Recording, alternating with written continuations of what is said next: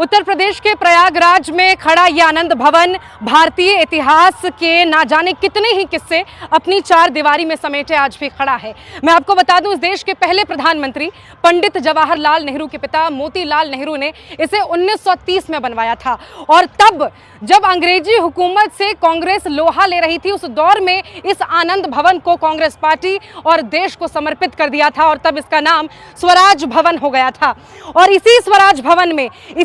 भवन में भारत की आज़ादी के न जाने कितनी ही लड़ाइयों के जो किस्से हैं वो लिखे गए। भारत छोड़ो आंदोलन हो, चाहे सविनय आंदोलन हो, महात्मा गांधी, सुभाष चंद्र बोस, राम मनोहर लोहिया, खान अब्दुल गफ्फार जैसे न जाने कितनी ही बड़ी हस्तियां इसी स्वराज भवन में आया जाया करती थी और तब अंग्रेजी हुकूमत के खिलाफ जंग आह्वान इसी स्वराज भवन में किया जाता था। मैं आपको यह भी बताऊं कि पंडित जवाहरलाल नेहरू ने जब पहली बार पूर्ण स्वराज की घोषणा की थी, उसका लेख, उसका भाषण भी इसी स्वराज भवन में बैठकर लिखा था। इसके ठीक इस तरफ मैं कहूंगी आप देखें, क्योंकि ये आनंद भवन जिसे बाद में स्वराज भवन कहा गया, लेकिन ये आनंद भवन मोतीलाल नेहरू ने उसके बाद बनवाया ताकि उनका परिवार यहाँ रह सके। और बाद में आपको बता दूं, जब प्रधानमंत्री बनी इंदिरा गांधी तो 1969 में इस आनंद भवन को भी उन्होंने देश को समर्पित कर दिया।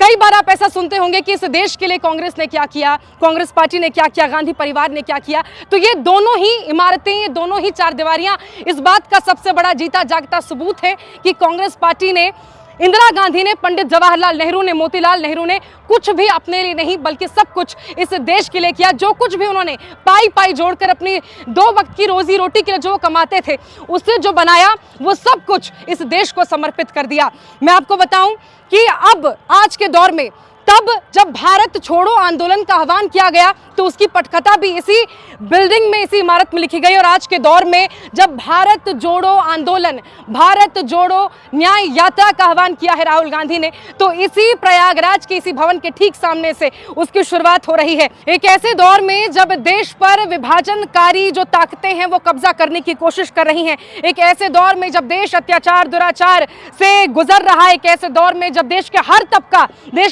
अन्याय का शिकार हो रहा है, तो इसी भारत जोड़ो न्याय यात्रा की शुरुआत इसी स्वराज भवन के ठीक सामने से होने जा रही है। और राहुल गांधी के साथ पूरा देश कदम ताल करने के लिए तैयार है और भारत जोड़ो न्याय यात्रा का कारवां जो है लगातार आगे बढ़ रहा है और न्याय का हक मिलने तक ये यात्रा निरंतर ऐसे ही जारी रहेगी। न्याय का हक